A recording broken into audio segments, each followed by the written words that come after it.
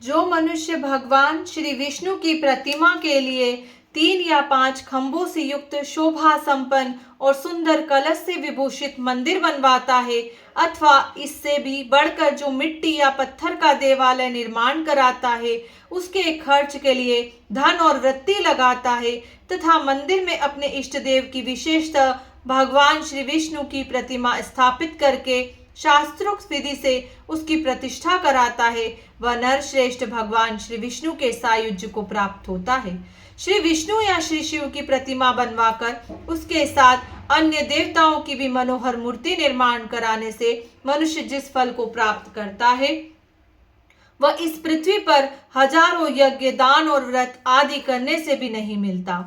अपनी शक्ति के अनुसार श्री शिवलिंग के लिए मंदिर बनवाकर धर्मात्मा पुरुष वही फल प्राप्त करता है जो श्री विष्णु प्रतिमा के लिए मंदिर बनवाने से मिलता है।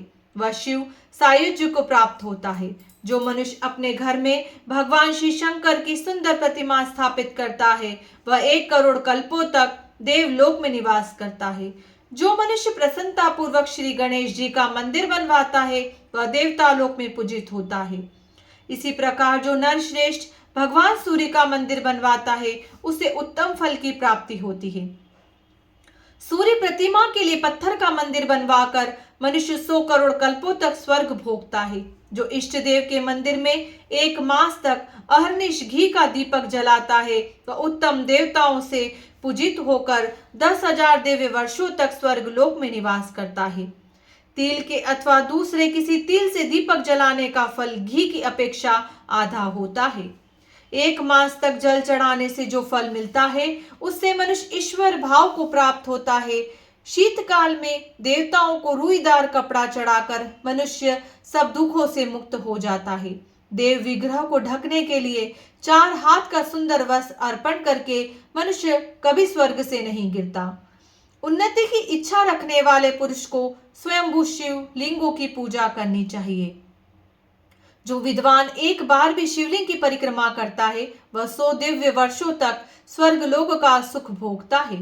इसी प्रकार क्रमशः स्वयंभू लिंग को नमस्कार करके मनुष्य विश्ववंद होकर स्वर्ग लोक को जाता है, इसलिए प्रतिदिन उन्हें प्रणाम करना चाहिए। जो मनुष्य लिंग स्वरूप भगवान श्री शंकर के धन का अपहरण करता है वह रौरव नरक की यातना भोग कर अंत में कीड़ा होता है।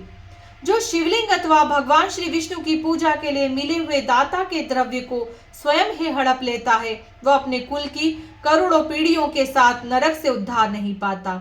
जो जल, फूल और धूप दीप आदि के लिए धन लेकर फिर लोभवश उसे उस कार्य में नहीं लगाता वह अक्षय नरक में पड़ता है। भगवान शिव के अन्नपान का भक्षण करने से मनुष्य की बड़ी दुर्गति होती है। अतः जो ब्राह्मण शिव मंदिर में पूजा की वृत्ति से जीविका चलाता है उसका कभी नरक से उद्धार नहीं होता। अनाथ, दीन और विशेषतः क्षत्रिय ब्राह्मण के लिए सुंदर घर निर्माण कराकर मनुष्य कभी स्वर्ग लोक से नहीं गिरता। जो इस परम उत्तम पवित्र उपाख्यान का प्रतिदिन श्रवण करता है उसे अक्षय स्वर्ग की प्राप्ति होती है तथा मंदिर निर्माण आदि का फल भी प्राप्त हो जाता है।